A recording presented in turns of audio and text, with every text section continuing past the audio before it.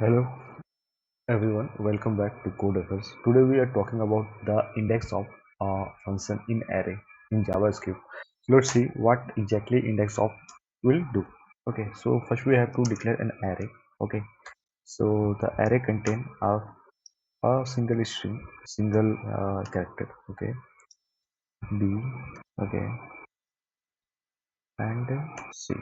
Okay, so we have to define some number that would be z. Okay, and here we have to define y.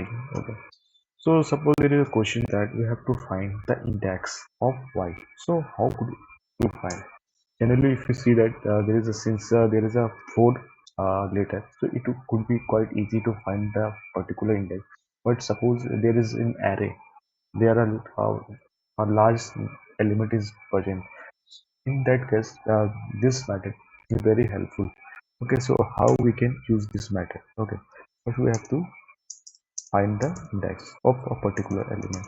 Okay, so index equal to array dot index, and we have to find a particular number, that's it y. So let's see the result in console, and let's see what will we get. Okay, let me clear the screen and the program. Okay, let me see what is the problem. Okay, index. Okay, there would be index of. Okay, let's run again the. Okay, so here we getting 2, and that will saying that the y index is 2. Here we can also suppose, let's see what will happen if there would be a duplicate element. So there is would be another y. Let's see what index it will be given.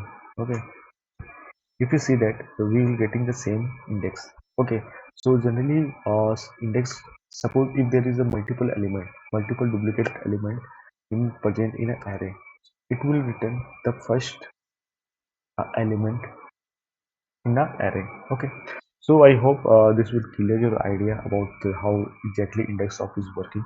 So uh, so meet you next time, and take care. Bye. Okay.